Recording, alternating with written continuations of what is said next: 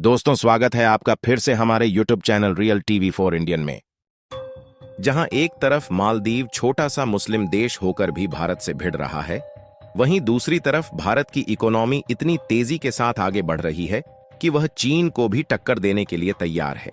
क्योंकि अगर देखा जाए तो अयोध्या में राम मंदिर निर्माण होने के कारण भारत की इकोनॉमी काफी तेजी के साथ बूस्ट करना शुरू कर चुकी है और इस समय राम मंदिर की प्राण प्रतिष्ठा सफलतापूर्वक हो गई है और अब इसे आम जनता के लिए भी खोल दिया गया है। यहां तक कि अयोध्या में राम मंदिर का निर्माण होने के कारण अयोध्या का एक्सपोर्ट मार्केट काफी तेजी के साथ आगे बढ़ा है। आपको बता दें कि बिजनेस स्टैंडर्ड की एक रिपोर्ट के मुताबिक अयोध्या से एक्सपोर्ट होने वाले प्रोडक्ट में 150% की बढ़ोतरी देखी गई है, जिसमें कोयला, कई प्रकार के पेपर्स और आयुर्वेदिक दवाएं शामिल हैं। वैसे देखा जाए तो इन सब के एक्सपोर्ट में तभी से बढ़ोतरी देखी गई जब राम मंदिर का निर्माण कार्य चल रहा था, लेकिन इस समय राम मंदिर की प्राण प्रतिष्ठा हो गई है और यह आम जनता के लिए भी चालू कर दिया गया है। जानकारी के लिए बता दें कि राम मंदिर दुनिया का तीसरा सबसे बड़ा मंदिर है, लेकिन यहाँ की जो व्यवस्था है वह अन्य मंदिरों की अपेक्षा कहीं ज्यादा है। यानी कि कुल मिलाकर राम मंदिर के कारण अयोध्या में एक बड़ी मात्रा में टूरिस्ट आने वाले हैं और इन टूरिस्ट को जो वीआईपी सुविधा देने के लिए व्यवस्था बनाई गई है, उससे भारत की इकोनॉमी में एक बहुत बड़ा योगदान होने वाला है। और जिस तेजी के साथ भारत की इकोनॉमी बढ़ना शुरू हुई है, उसे चीन भी जल्द ही पीछे हटने वाला है। और मालदीव, जो कि छोटा सा देश होकर भी भारत के बजाय चीन के साथ हाथ मिला लिया है, अब मालदीव को चीन से लेने की बजाय देने पड़ सकते हैं। पूरी डेवलपमेंट क्या है इस वीडियो में समझते हैं, लेकिन आगे बढ़ने से पहले भारत की इकोनॉमी जिस तरह से चीन को टक्कर देने वाली है, उसके लिए इस वीडियो को एक लाइक जरूर करें। इसी तरह और भी नॉलेजेबल वीडियो के लिए चैनल को सब्सक्राइब जरूर करें। असल में हुआ यह है कि अयोध्या में राम मंदिर बन जाने के कारण अयोध्या के एक्सपोर्ट मार्केट में तेजी से उछाल देखने को मिल रहा है। बिजनेस स्टैंडर्ड की एक रिपोर्ट के मुताबिक पिछली साल अपेक्षा 2023 में 150% की बढ़ोतरी देखने को मिली है, लेकिन इस साल यानी कि 2024 में यह और भी ज्यादा बढ़ने वाली है। और इसी बीच मालदीव को इस बात की चिंता सता रही है कि चीन उसकी मदद करेगा भी या नहीं, क्योंकि अब मालदीव ने चीन के साथ हाथ मिलाकर उसकी गलती का एहसास हो रहा है। मालदीव यह सोच रहा था कि चीन के साथ हाथ मिलाकर भारत से दुश्मनी कर लेगा तो चीन उसकी हमेशा मदद करता रहेगा, लेकिन मालदीव ने चीन के साथ हाथ मिलाकर जो गलती करी है उसका अंजाम अब खुद ही भुगतने वाला है। यहां तक कि अभी हाल ही में कुछ दिनों पहले मालदीव को एक्सपोर्ट होने वाला आलू रोक दिया गया है और चीन मालदीव की मदद करने के लिए बिल्कुल भी तैयार नहीं है। और कुछ ऐसे प्रोजेक्ट हैं जिनको भारत मालदीव में सेटअप करने की तैयारी बना रहा था, लेकिन उसको भी दूसरे देशों में शिफ्ट कर दिया गया है। और अभी तो भारत ने मालदीव के खिलाफ पहला कदम बढ़ाया है।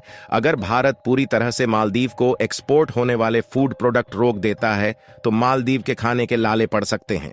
जहां एक तरफ भारत लक्षद्वीप को अच्छा टूरिस्ट सेक्टर बनाने के लिए भारी मात्रा में इन्वेस्ट कर रहा है, जिसमें इजरायल ने भी वाटर रिफाइनिंग इंफ्रास्ट्रक्चर को तैयार करना शुरू कर दिया है, वहीं दूसरी तरफ भारत के अयोध्या में राम मंदिर का निर्माण कार्य पूरा हो चुका है। यानी कि देखा जाए तो केवल टूरिस्ट इंडस्ट्री से ही भारत की इकोनॉमी में एक बहुत बड़ा उछाल आने वाला है। और चीन भले ही एक मजबूत अर्थव्यवस्था वाला देश है, लेकिन फिर भी जल्द ही भारत से पीछे हटने वाला है। बीते एक साल में विभिन्न क्षेत्रों में केवल अयोध्या से 254 करोड़ रुपए की वस्तुओं का एक्सपोर्ट किया गया है, जबकि इससे पहले साल 2022 में अयोध्या से 110 करोड़ रुपए का ही एक्सपोर्ट हुआ है। इस तरह साल 2023 में अयोध्या से होने वाले एक्सपोर्ट में 150% का इजाफा दर्ज किया गया है। यूएमसीआई यानी कि union ministry of commerce and industry का मानना है कि अयोध्या से होने वाला एक्सपोर्ट लगातार बढ़ रहा है और इस साल यानी कि 2024 में यह और भी ज्यादा तेजी के साथ बढ़ने वाला है। और अभी तक अयोध्या से होने वाले एक्सपोर्ट को देखा जाए तो उसमें सबसे ज्यादा मात्रा कोयला की है, जहां लगभग केवल अयोध्या से ही 110 करोड़ रुपए का कोयला विदेशों में एक्सपोर्ट किया गया है। और कमाल की बात यह है कि इन कोयले को ज्यादातर भारत के पड़ोसी देशों में ही एक्सपोर्ट किया गया है। और इन देशों के साथ भारत ने ऑलरेडी FTA यानी कि फ्री ट्रेड एग्रीमेंट साइन किया हुआ है, जिससे एक्सपोर्ट ड्यूटी पे नहीं करना होता है। इन देशों में नेपाल, बांग्लादेश और भूटान जैसे देश शामिल हैं, जिनको भारत भारी मात्रा में कोयले का एक्सपोर्ट करता है। अगर पिछले साल का डेटा देखा जाए तो भारत ने एक साल में 1.1 मिलियन टन कोयल का एक्सपोर्ट किया है, जिसकी टोटल वैल्यू $565 बिलियन के करीब है।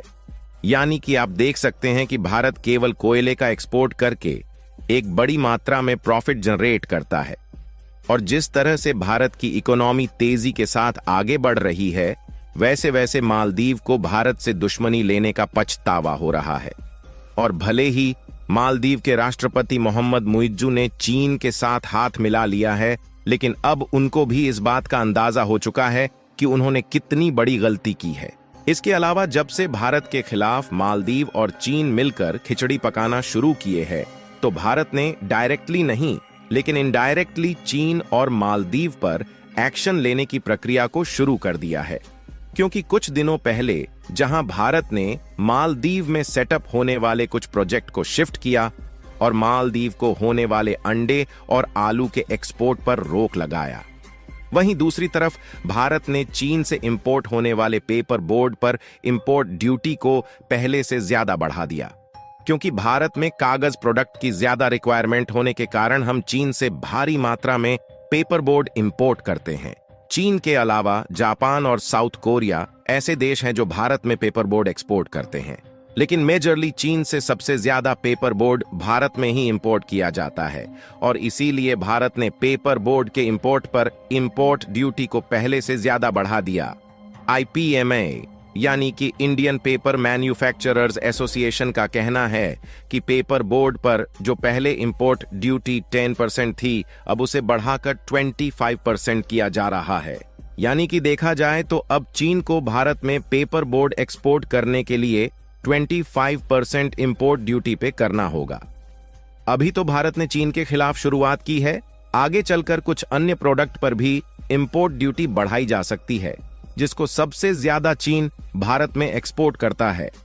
अगर राम मंदिर के द्वारा भारत की इकोनॉमी में होने वाले फायदे को देखा जाए तो राम मंदिर और अयोध्या सिटी में हर साल 5 करोड़ टूरिस्ट के आने की उम्मीद है। फिलहाल भारत के द्वारा राम मंदिर को बनाने में इन्वेस्टमेंट देखा जाए तो वह लगभग 1800 करोड़ रुपए के करीब है। यदि यहां पर 5 करोड़ टूरिस्ट हर साल आते हैं तो इस मंदिर को बनाने की लागत 1 साल से भी कम समय में ही रिकवर हो जाएगी। यही नहीं, इसके अलावा इस मंदिर को बनाने में L&T और हैवेल्स जैसी बड़ी बड़ी कंपनियों ने काम किया है, जिसके कारण इसकी डिजाइनिंग काफी एडवांस और यूनिक है, जो कि टूरिस्ट को अट्रैक्ट करने के लिए काफी है। जानकारों का मानना है कि जिस तरह से इस मंदिर की कंस्ट्रक्शन की गई है, यह राम मंदिर लगभग 1000 साल तक यूं ही बनी रहेगी। और इन्हीं सब के कारण इस साल 2024 में भारत की अर्थव्यवस्था काफी तेजी के साथ बढ़ने वाली है। इसीलिए मालदीव को भी चीन से हाथ मिलाने और भारत से दुश्मनी करने का एहसास होने लगा है। बाकी आपको क्या लगता है कि भारत जिस तेजी के साथ आगे बढ़ रहा है, वह चीन को टक्कर दे पाएगा या नहीं? अपनी राय कमेंट में जरूर बताएं। भारत की इकोनॉमी में राम मंदिर का एक बहुत बड़ा योगदान होने जा रहा है। इसके लिए इस वीडियो को एक लाइक जरूर करें। दोस्तों, वीडियो इधर खत्म होता है। अगर वीडियो पसंद आए तो लाइक, चैनल को सब्सक्राइब जरूर करें। तो फिर मिलेंगे नेक्स्ट वीडियो में। जब तक आप अपना ख्याल रखिए। धन्यवाद।